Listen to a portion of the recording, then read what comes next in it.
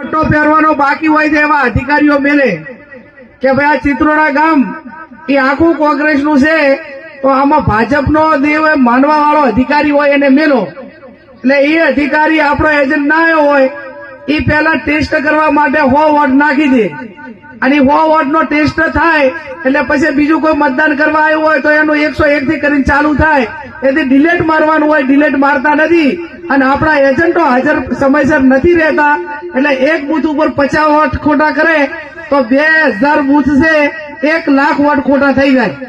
હવે 1 લાખ વોટ ખોટા થાય તો આપણે સીધો 2 લાખનો ખાડો પડે. એટલે 2 લાખે આપણે જીતતા હોય ત્યાં સુધી તો જીતાય જ નહીં. મારી વાત સાચી કે ખોટી?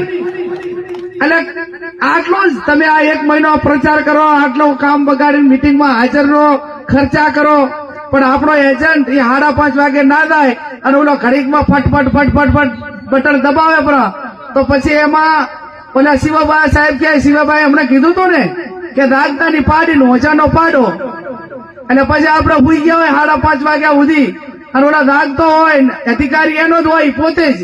એટલે આ પ્રમાણે થતું હોય છે. એમાં થોડા જ્યાં પણ એજન્ટો તમારી તાલુકા પંચાયતના રાખવાના હોય ત્યાં 5:30 વાગે બૂથ ઉપર એજન્ટો જતા રહે એવા એજન્ટો રાખજો.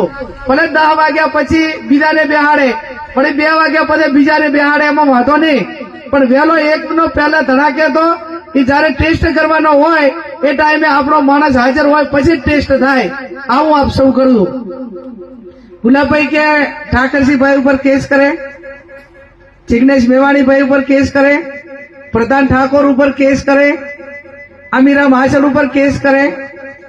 અને હવે હમણાં બે કીધું કે કદાચ અમારા બે ઉપર કેસ કરશે, ભલે કે અમારે જેલમાં લઈ જાય. શિવબાન તઈને એમ કીધું કે જેલ તો કે મર્દો માટે હોય, અને કદાચ બેન માટે જેલમાં જવાનું થાય તો લોકો તમે બધી ચૂંટણી સંભાળી લીધું. આવી ભલામણ પણ આપણા આગેવાનોએ બધી કરી. તમામ પ્રકારના કારસ્તાન કરશે. એ કારસ્તાન સામે ટકી રહેજો. મારી આપ સૌને 2 હાથ જોડીને વિનંતી, અને ચૂંટણીના દાડે હાઈવાય મેલશે મારા, એને ખબર પડે ને કે હવે 100% ગામ છે એટલે 10-15 5-10 દાદાના ગામમાં છે ગોતી અને કે હવે આને પાવો બરોબર નું, એટલે આખા ગામમાં વાતાવરણ આવું ઊભું કરે તો આ પાછું ગામમાં કેડો માણસ કંટાળ તો વોટ કરવા ના જાય. અરે 2017 માં હિટલર નામનું દારૂ લાવ્યું હતું આ ઠાકરસિંહભાઈ ને એમણે બધે પકડ્યું. જગદાભાઈ આપણે ઢીમા માર્કેટમાં, અને દારૂ એવું લાવ્યું કે જે પીએ ને એ 24 કલાક બેઠો અહીંયા બેહી રહે હુઈ જાય તો હુઈ જાય. એટલે મેં કીધું ને ભાઈ આ કોંગ્રેસ વાળા છે મારે. એટલે પદે સાહેબ ખબર પડી મફાભાઈ કે આર્યા 20,000 ને દારૂ પાવો પડું, ઈરાઈ પીને વોટિંગ કરવા ના થાય એ ફાયદો જ છે ને. કેમ 24 કલાક તો અહીંયા તો હાલી જ કહેવાનો નતો.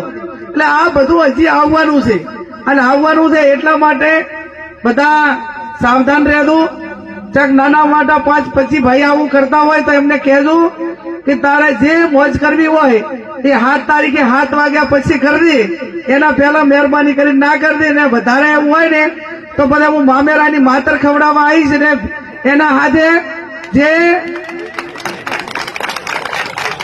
જે તારે બેન તરીકે ભાઈ તરીકે જે મીઠાઈ ખાઈને મોઢું મેઠું કરાવવું હોય કરાવજે. હું એમ ના કહ્યું કે ભાઈ તમે આવું કઈ લાવશો એવું, પણ મામેરાની માતર લાવી છે 100% એમ. અને 15મી તારીખે ફોર્મ ભરાવા માટે આવજો. આ કોઈ દિવસે સાહેબ મહિલાઓને મીટિંગમાં નહીં જોઈ હોય, અને આજ તો આજો રબારી સમાજની બહેનો સમર્થનમાં આવીને આજે આટલા ઢોરા ધોવાનું ટાણું થઈ ગયું છે કે દીવ ભેંસામાં ઢોરા હામો છે તોય કાંઠા થઈને બેઠા છે. એ લાગણી છે, પ્રેમ છે એટલા માટે કરે. કે તમારે ભાઈ આવવું હોય તો પિયર મળવા જવું હોય ને તો 4 વાગ્યા પહેલા આવતી હોય ધોળમ ઢોરા હાટું કરી. અને આ લાગણી છે ત્યારે હું એમને અભિનંદન આપું છું. વિનંતી કરું કે 15મી તારીખે ફોર્મ ભરાવા જવાનું હોય, અને આજ સવારથી કરીને એવો દાડો ગુલાબભાઈ ઉગ્યો છે પેપડુંથી મીટિંગ ચાલુ કરી. બાબુપુરીએ આપણા જે મહંત છે એમણે એક આમ તો શું સાધુ સંતાન આપણે પૈસા આલવા પડે, પગે મેળવવું પડે. કારણ કે ના બાપુ કે ના આજ તો મારે તમને કે સાંટલો કરવાનો છે, મામેરું ભરવાનું છે, 31,000 રૂપિયા બાપુએ સવારના આલ્યા અને રિયાજી કરી